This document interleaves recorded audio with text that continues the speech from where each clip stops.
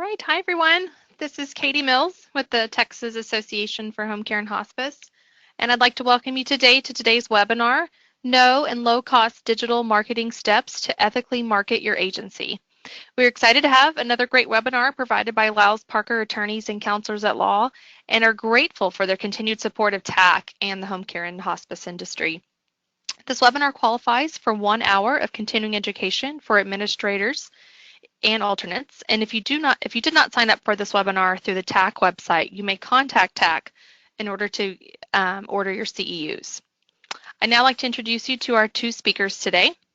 Salma Mokbel is a paralegal and marketing specialist for Lyles Parker. Salma is an accomplished and creative marketing and social media professional, experienced in setting online marketing strategies for branding and online awareness.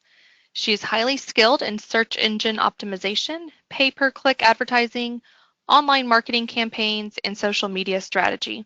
She received her degree in BIT from University of Utara, Malaysia, and is now following her passion in digital marketing and SEO.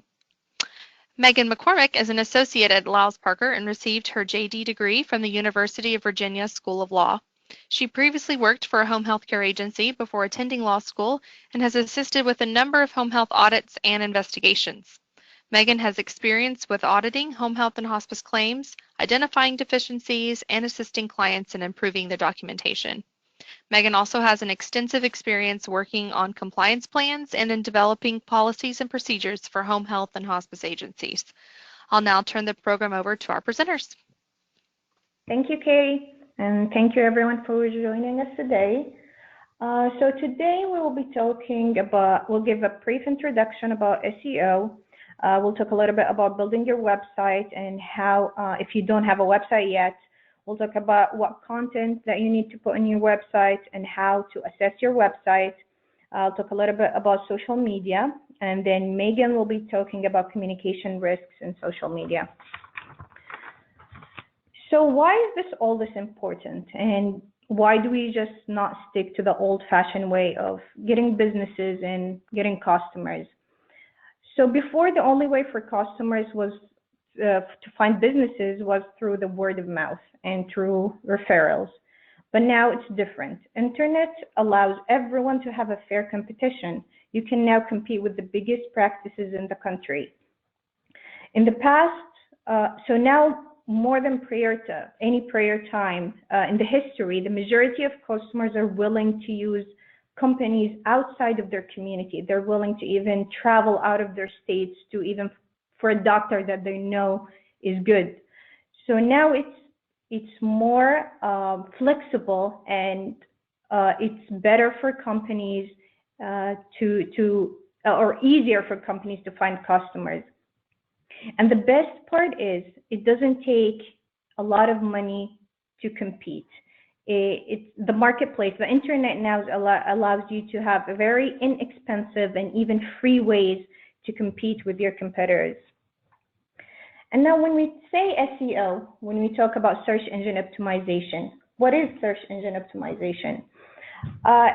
Search engine optimization is the position of your website on search engines. And here when I say your position, I mean the organic position of your website. I'm not talking about ads. You see sometimes when you search for something at the top of the page or at the bottom, you see some results that has the word ad next to it. This is not a search engine optimization result. This is a paid result. So I'm talking about the organic position of your website. And when you search for something, you see there are a lot of pages. So page one doesn't really mean position one, but instead each page has about 10 URLs in it. So each URL is a position. So page one has 10 positions on it. So as long as you are on the first 2 or 3 pages, I consider it very good, extremely good to be there. In this graph, you can see that Google is taking the highest marketplace overall. It has 88.45% of users, and Bing only has 6.18, and it comes next. Then Yahoo comes with 4.11, and then all the other search engines. So that's why we always, when marketers or search engine optimization professionals they usually talk about Google and how Google keeps bringing algorithms out there and what changes you need to make to your website. That's because it's taking the highest marketplace in the search engines.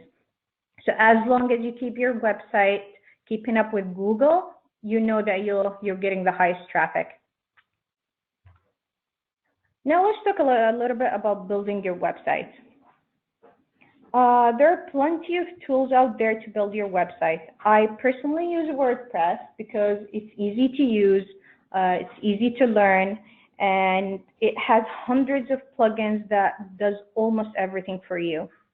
It's very customizable with thousands of ready themes. You can get the ready theme, you can download it, apply it to your website, then you can customize it however you want to. You can change colors, position of widgets, you can do almost everything with it. But before getting WordPress, you need to get a domain. What is a domain? A domain is the URL that you put into your browser to enter a website. So in order for you to get a domain, there are websites like GoDaddy, like register.com, where you can buy a domain. I usually prefer that the domain is with your business name, because it's easy for people to remember and it's easy for them to find if they forget the actual URL of your business. After getting a domain, you need to get a hosting plan. A hosting plan means that it's the place or the database where your website will be residing. Most of the websites that provide the domain to you will also provide you with a hosting plan. Some people get a domain from one place and get a hosting plan from a different place, and that's okay. You don't have to get both of them from the same website. Then you apply your WordPress plugin into your website. And WordPress is pretty easy. It's pretty clear, but you can also find a lot of videos that will help you to learn it.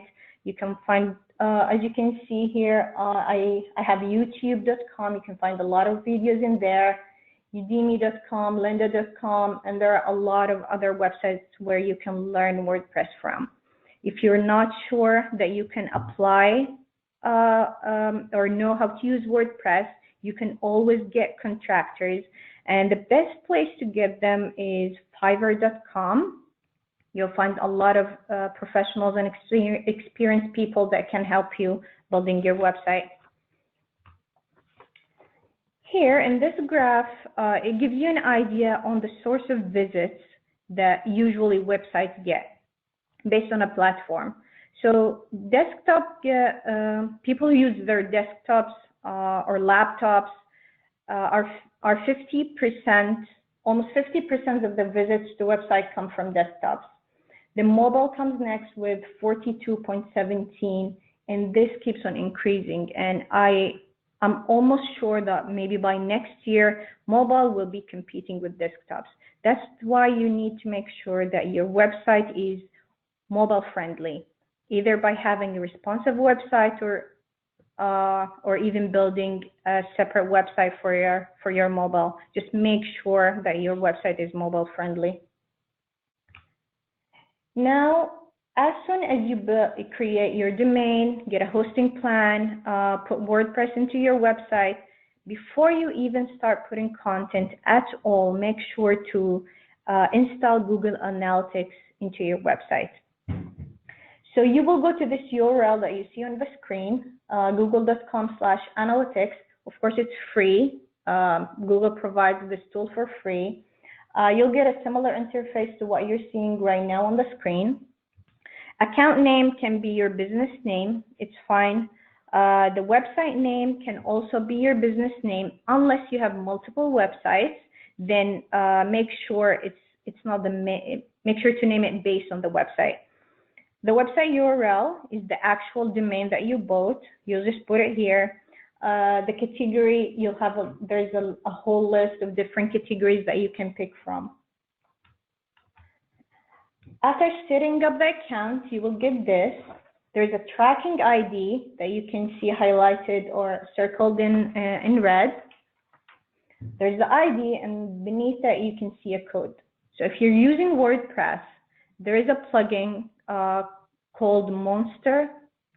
This plugin will allow you to just enter the tracking ID. Just enter this number that you see on the screen. This number is different from one website to another. So this is just a sample of the ID you will be getting.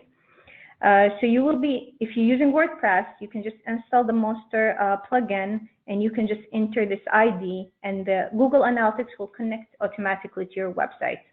Now, if you're using a different tool to build your website, have your IT department or someone who knows what they're doing, and let them put the code that you can see on the screen on the back end of your website. Don't do this yourself if you're using the code. It's better to have an IT department to do it.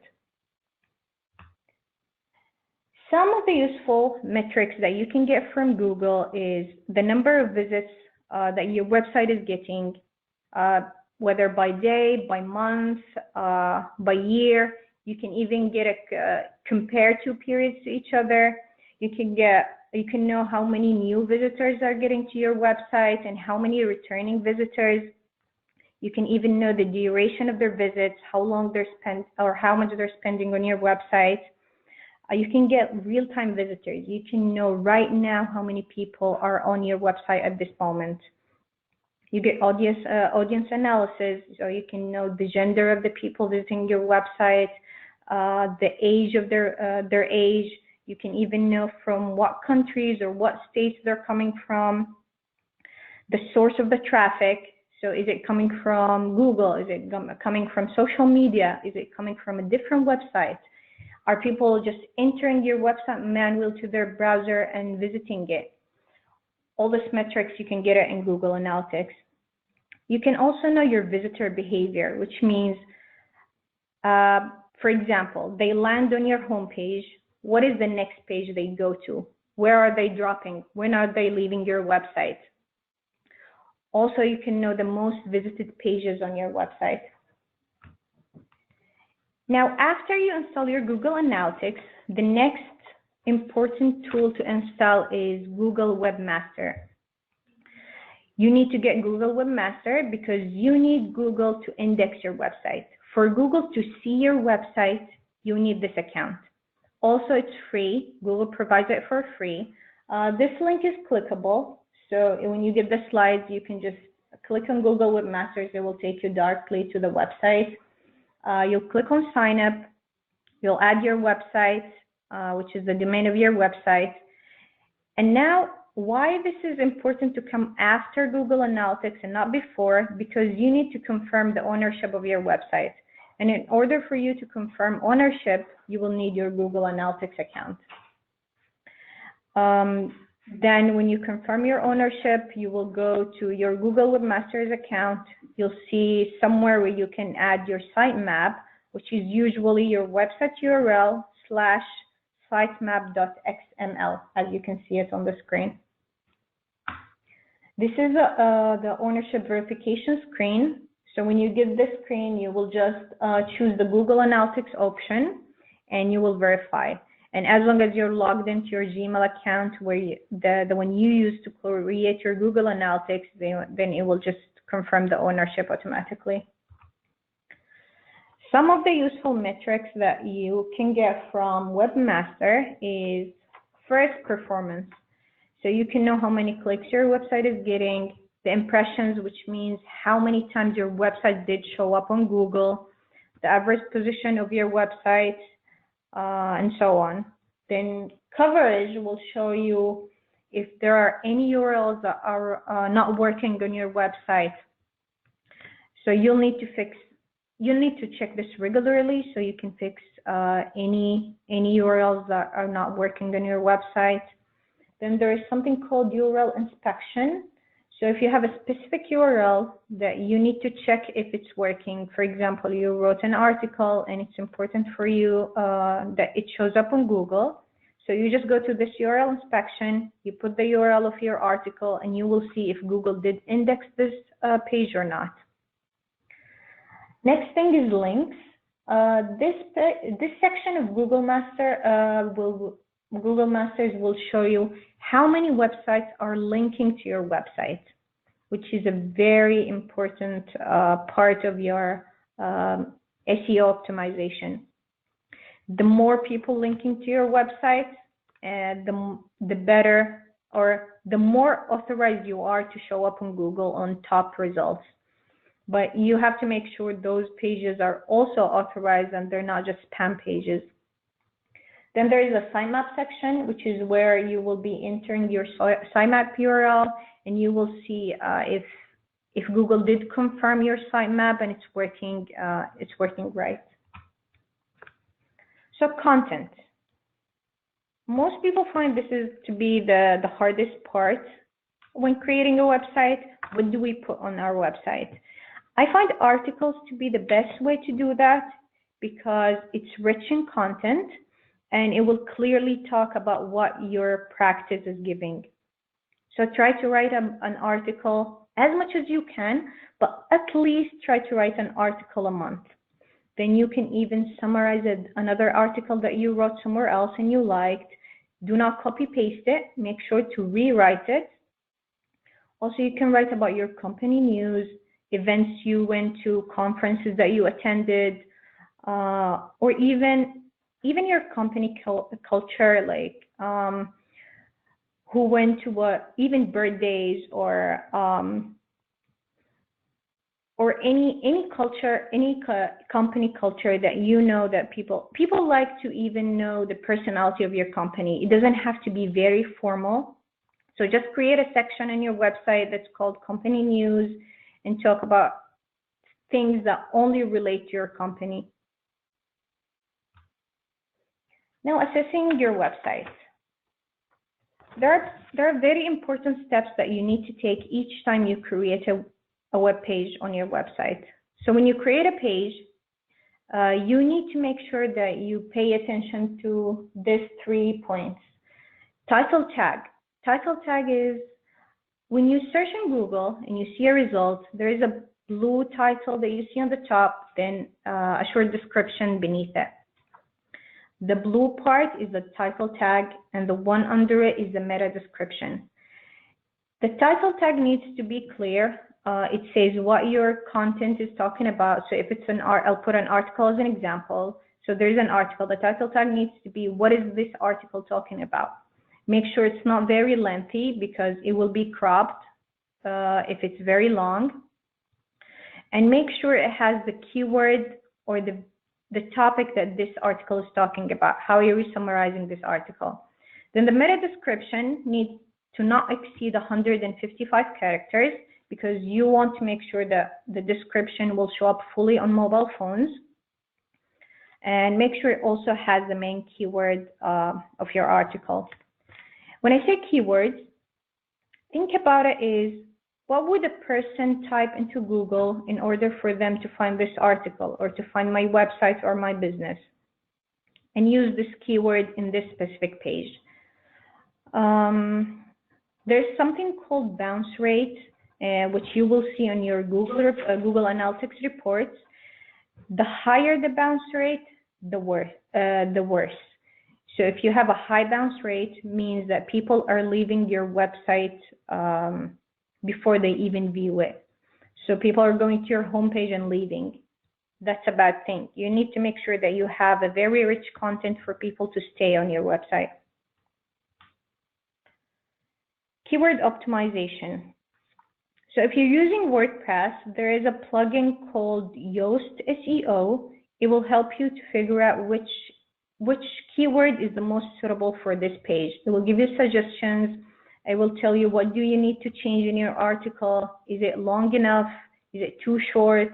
Is your title tag too long? Or does it fit properly? It's very helpful, and I even use it all the time. Then try to avoid keyword stuffing. Keyword stuffing means, for example, you know that this certain keyword is very popular in Google these days, so you stuff your content with it in order for people to find your website. If you do that, Google will realize it and it will spam your website, which means it will no longer show up on any search results. You can never run out of keywords because you don't have to use the same keyword all the time. You can use variation of the keyword. You can even use sentences that has this keyword. SEO auditing. After some time of building your website, I usually recommend at least a month. Start testing your website and see how you're doing. So for the first week, 2 weeks, if you don't see a lot of traffic, that's okay because you just built your website. You just started assessing it. So after about a month, start testing and see how you're doing. See how many pages Google indexed of your website, which you can see through Google Webmasters. Also, make sure to always check if you need to fix any indexing problems, if you have any URLs that are not working. Because as the more pages that are not working on your website, Google will start dropping your website on the search positions. Also, test your website if it's mobile friendly. Google do provide a testing tool for mobile. It's called, you can just search Google mobile friendly testing tools and you will get it. You will see what you need to fix on your website for it to be mobile friendly as well. Also, make sure to test the speed of your website. The faster your website, the better it gets on Google. Also, Google provides a speed testing tool that you can find online. This is a screenshot from Google Webmaster. So the top picture will show you the cover section of Webmasters. You can see the errors or the red square there will show you how many URLs that needs to be fixed on your website. The yellow one is contains the number of pages. They're working, they're indexed, but they have potential errors that might stop them from showing up in Google. Then the last part will show you the valid links on your website. So you need to make sure that you have all green. Try to avoid yellow and completely get rid of the red one. The bottom picture will show you. So if you put into Google the word site and then write your website, it will show you how many the number of pages that Google indexed of your website. So here you can see 806 results, which mean Google indexed 106 URLs of the Lattice Parker website. So if you know you have about 2,000, for example, 2,000 pages on your website and Google only indexed 100, you know there's something wrong. Check your traffic. Google usually doesn't like flat traffic because flat traffic means you're not providing anything for your visitors. That's why they're not increasing. It's fine to go through some lower traffic sometimes. That's actually a good thing because it means that your website is moving and it's changing, and that's a good thing. Now let's go through some do's and don'ts on SEO. So take time to think about the keywords that you're using on your website, because once you put the keyword or the content into your website and Google indexes this content, if you change it, it will take months for Google to re-index this page. So think about it clearly before you put it. Target long tail keywords. You don't, as I said before, the keyword doesn't have to be just one word. It can be a sentence. It can be a long tail keyword. Usually when we search into Google, we don't just put one word. We use a whole sentence. Link to your own content. If you write an article and you did write about a similar topic before, or you're just updating the content, so just link to it. Also link to other websites, authorized sources.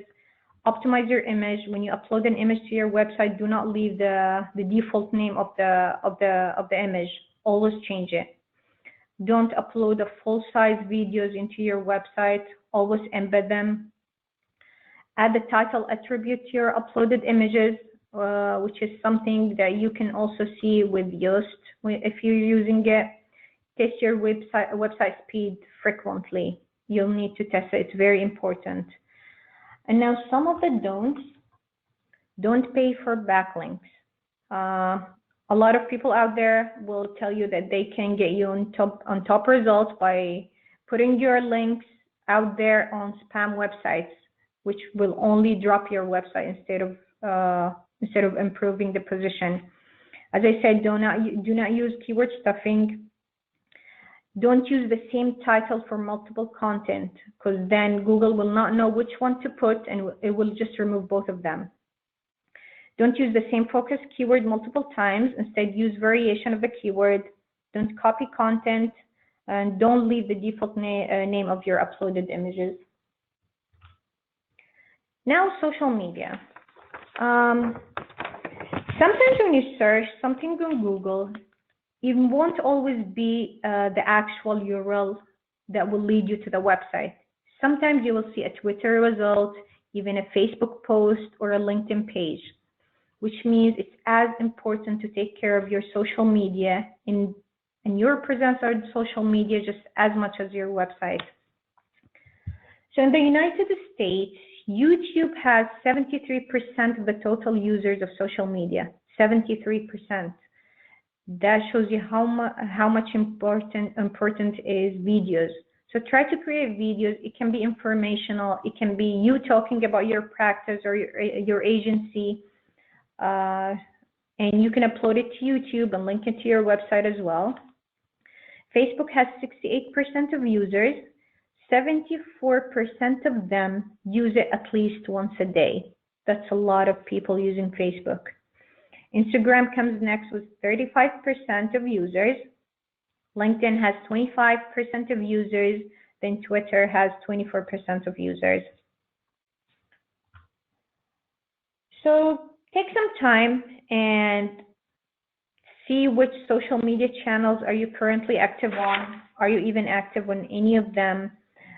Set up the missing social networks. If you have a Facebook, start creating a LinkedIn, YouTube, Twitter.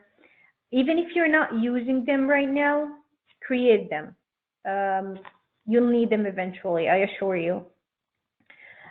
Social media pages and frequent updates significantly improve your company's visibility and ranking, because as I said, sometimes you see that the search results can be a Twitter page, a LinkedIn page, or even a Facebook post.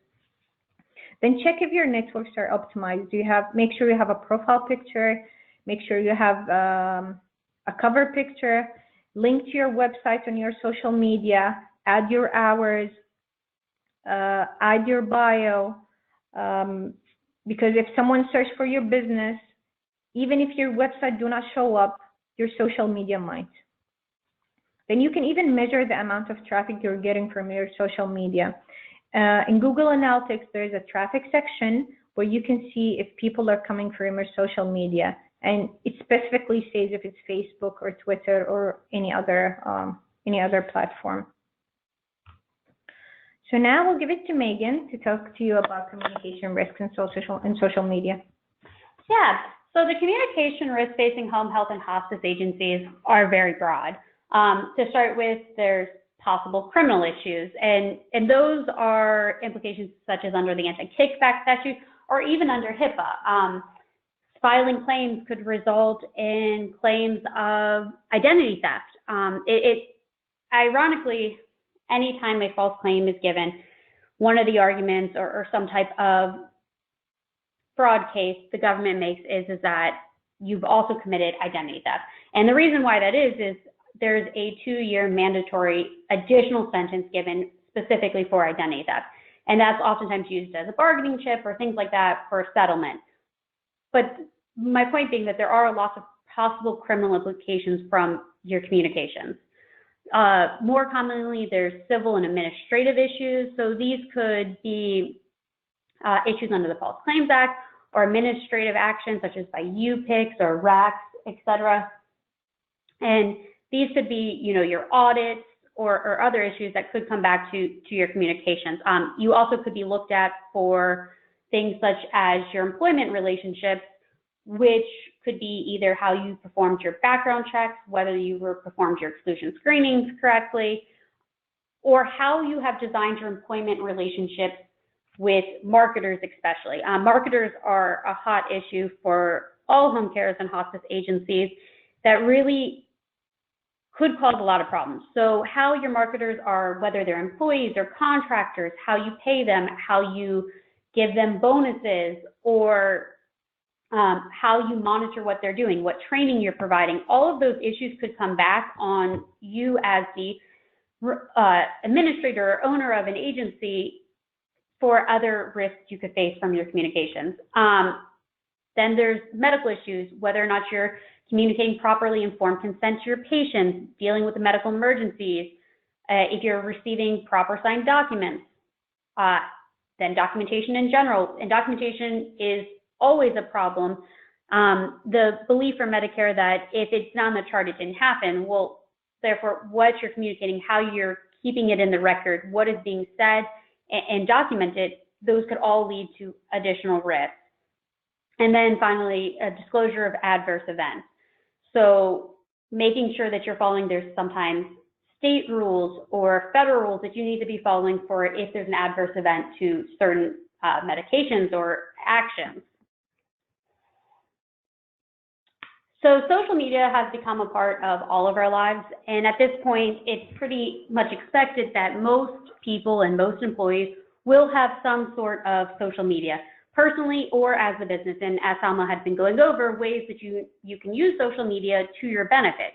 But you also have to be careful because the social media especially can be very problematic. And one thing that the AMA has stated is that they understand that social media is important. However, providers need to be cognizant of standards of patient privacy and confidentiality that must be maintained in all environments, including online, and must refrain from posting identifiable patient information online. And most people would think that that's common sense. It's common sense that you would not post a patient name or date of birth or social security number online. However, the ways that this comes up is not exactly the same ways you might think of.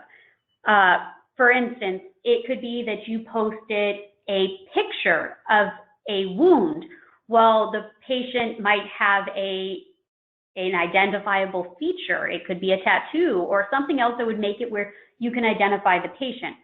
Well, that would still come back to being a HIPAA violation because, of course, under HIPAA, there's 18 different pieces of information that are protected, and with the 18th factor being the most important one, which is anything that could be used to identify that patient.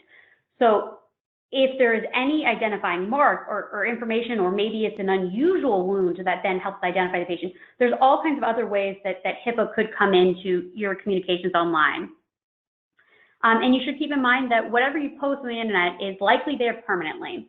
So physicians need to routinely monitor their, and when I say physicians, it's not, this is what the AMA has said, but it's not just for physicians. Of course, this is nurses, this is physical therapists or occupational therapists, anyone, and really anyone associated with your company should take this into mind, that you need to routinely monitor your own internet presence to ensure that personal and professional information on your own site, as well as others, is accurate and appropriate. So you don't want friends posting things that would be inappropriate about you. You need to make sure you're monitoring this and to the extent possible, getting things taken off the internet that you don't want there and hopefully not posted in the first place. If you communicate with patients on the internet, you need to make sure that you maintain appropriate boundaries of, here they say the patient-physician relationship, but same thing, like I'm saying, nurses or therapists, making sure you're maintaining an appropriate relationship. It's not the same thing. These are not just friends. There is a professional boundary here, and you need to make sure that that is reflected in the relationship. And with that, you should consider separating personal and professional content online. So personal content might be your personal Facebook page or your personal Twitter, whereas professional content would be the organization's Facebook page, and making sure that those are completely separated. And that you're not mixing these different parts of your life, because there are different things that you should take into account for personal versus professional.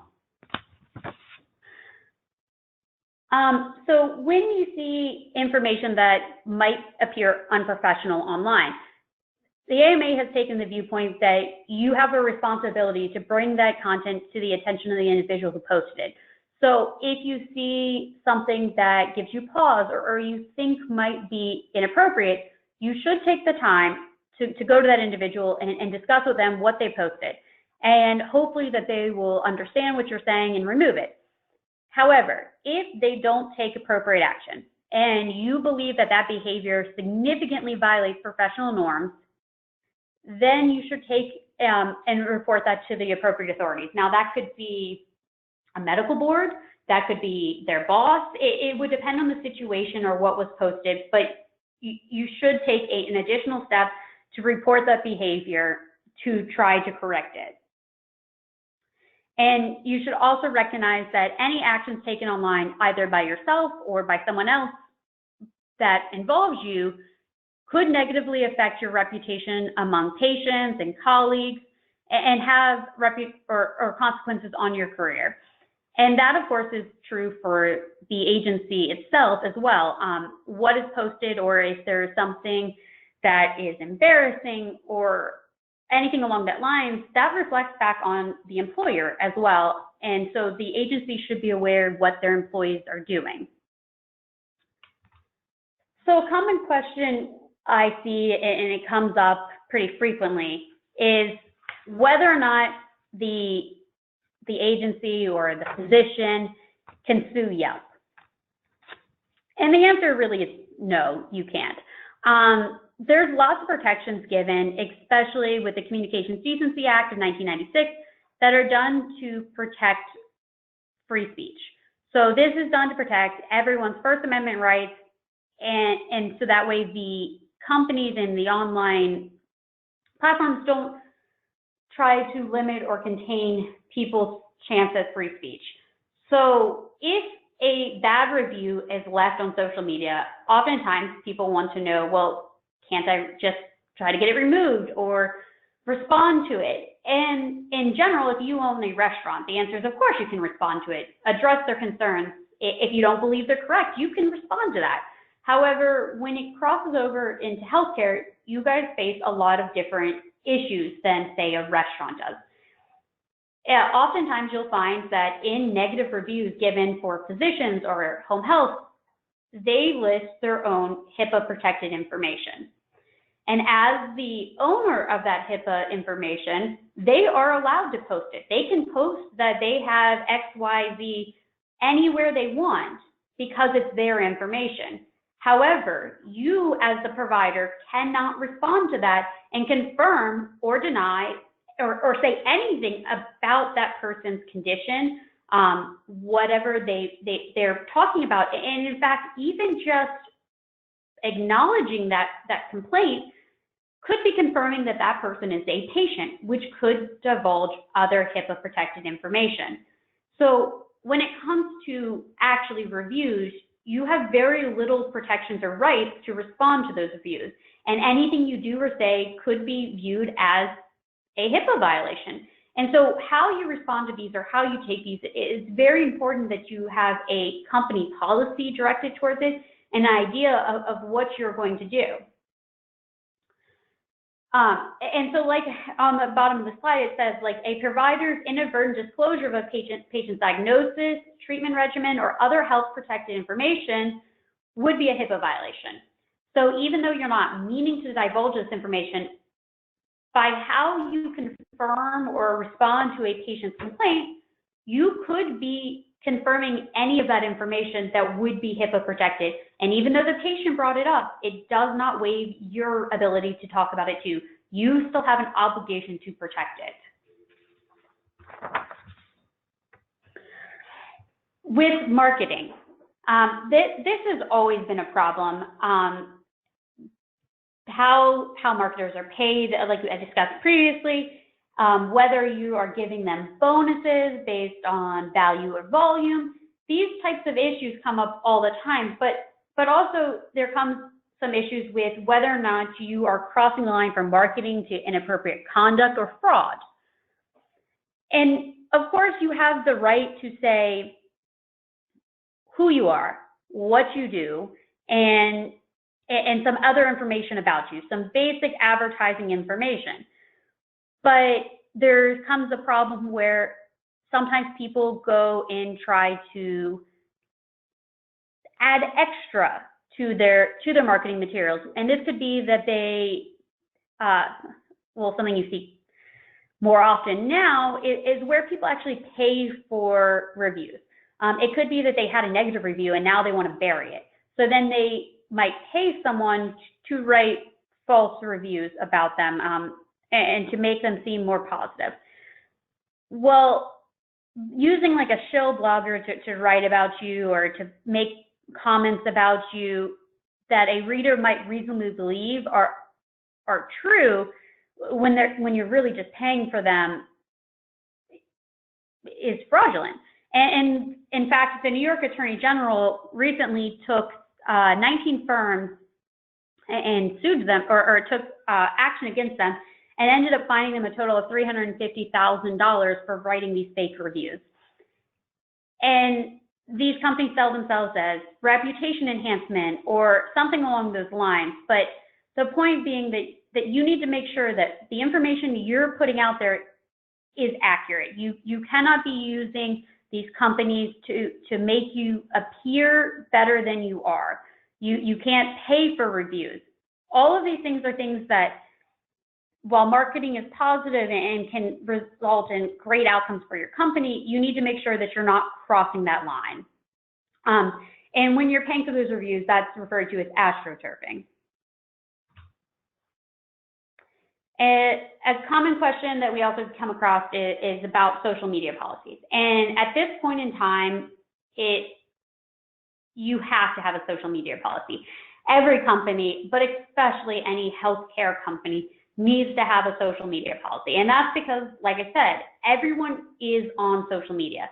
People are using it, and because of that, you need to make sure that you are prepared for what to do and how you will handle social media. And you can't just have some broad policy that says no one can use social media. It's ridiculous, but also would run afoul of hindering people's First Amendment rights. And so you need to make sure that the restrictions you place they make sense in context, and they need to be based in legitimacy and basing on protecting, patients' rights and protecting the company, not just based on trying to limit what your employees do in their free time.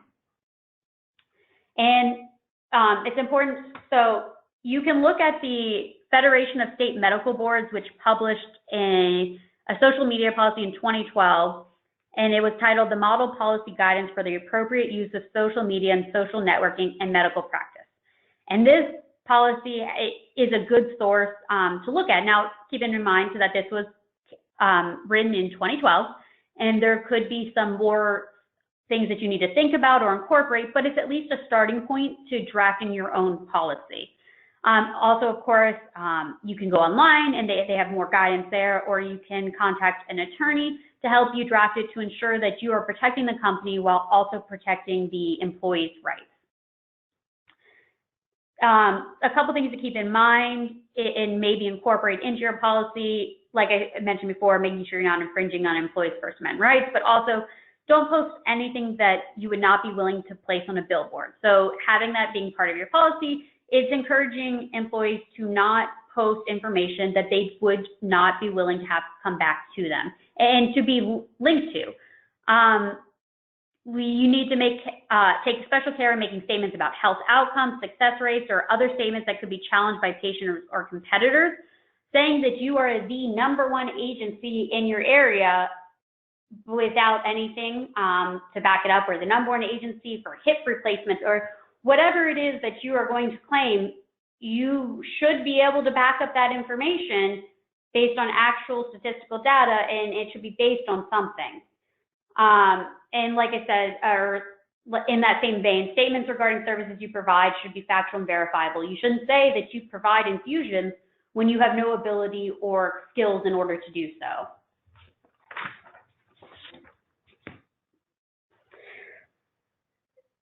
So I kind of talked about this previously about pictures or things like that. Of course, no PHI should ever be posted. And then when you post patient pictures, well, like I said, a tattoo or something like that could identify the patient. However, there are other risks as well. It could be that the patient agrees, to smile in a photo and it's a group photo, and now you post it online. Well, that picture could be used conceivably to identify the patient, and that picture could be used if you do a specialized type of service. That could then be linked to somehow coming back with what the patient's diagnosis is or other things of that nature. Another issue that has actually been looked at was a nurse one time took a picture of her desk and posted it online. Well, unbeknownst to her, there was PHI in that picture. It was on her computer screen. There was information that you could see. So anytime you are in the office or at a patient's home or anything of that nature, you have to be especially careful. If you're in the patient's home, maybe there's a pill bottle nearby that you can see the patient's name and the prescription. All of that you just need to be very careful of, because picture could result in PHI being exposed in ways that you might not be thinking of at the time. Something to keep in mind with your company social media pages is that you should not allow readers to post comments without your prior approval. And possibly you should consider not allowing comments to be posted at all on your site. And that is because individuals do expose their own PHI that you're not really able to respond to. And another issue is sometimes people post on your social media pages expecting to get an immediate response. I'm having trouble breathing. And well, you don't see that for 3 days because no one checks your social media over the weekend. Well, really, that should have been called into your emergency line, but a patient might have conceivably believed that by posting on your social media page that would be communicating that information to you as the provider. So you need to be careful to make sure that it is clear that this is not a site for getting help, it is not a site for diagnosing a problem, and that you should not be communicating that information to us on this website. And of course, don't hire consultants or others to post positive comments regarding your services on social media or unrelated sites. Do not pay actual patients to provide comments for you, especially where your patients are tending to be of Medicare, Medicaid, federal payers. There's all kinds of laws against it, and this being taxed with Texas laws against private payers, you also are not allowed to do it for private payers. And there are so many rules against paying for reviews. So making sure that you are not bringing that into your social media presence. So Facebook. Facebook is a very common resource that everyone uses to stay in touch with friends. And you might think that a patient is your friend. You've had some fun times together while taking care of them. But you should be careful when accepting a friend request or sending out a friend request to a patient. You should never send a friend request to a patient. That's just blanket, never should ever happen.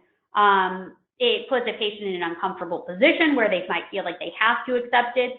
That should never happen, and that should be in your policy that employees are not allowed to do that.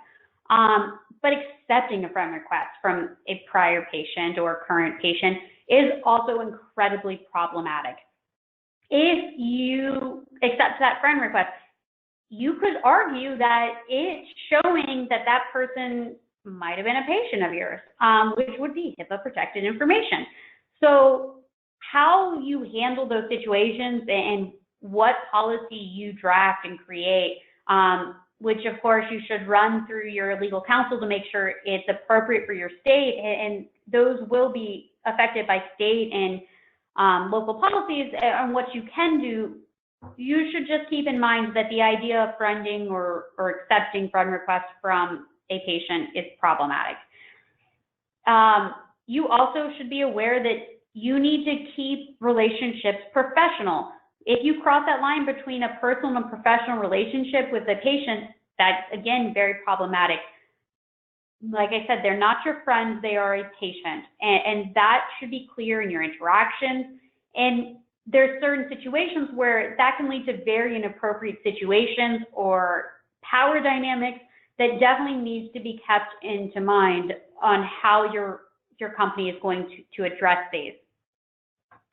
Also keeping in mind that no one is actually anonymous on the internet. Anything you post, it's going to be linked to you through your IP address. There's chances of, if there was a investigation or the government became involved, they can find out what you posted. So just thinking that you're protected because you're posting this on this anonymous website, this story that can be linked back to a patient of yours, you are not protected from that. And you should be very careful on what you're doing. And so whatever you say anonymously, you should be willing to say with your actual identity. If you are not willing to say it with your name, then you should not post the comment, period. And then also keep in mind that whatever you post often can be read by multiple sources or people besides just the person that you might be posting that to or planning on reading it. So keep that in mind and have that be your audience every time you're posting. Thank you, Megan. So I'm sure it's a lot of information to process.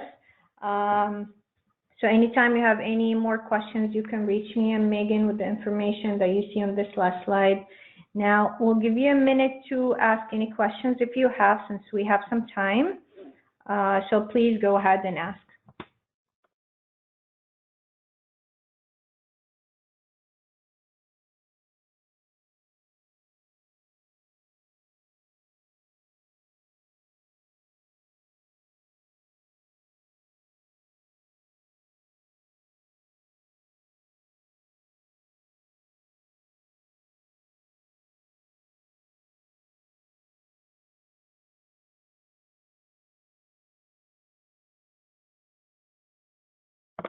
So we have one question. Is it possible to have a negative Google review removed when the agency is unable to confirm the author and violation of the negative comment? For example, what if you think they have chosen the wrong agency to write a negative review? And this kind of, oh, sorry, is there more? I think there is more to that question.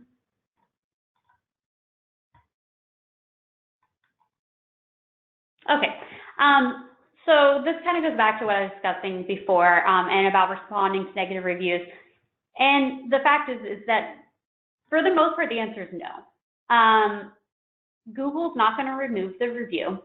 And just the fact that that person, you know, isn't actually a patient of yours is not going to be a way to remove it.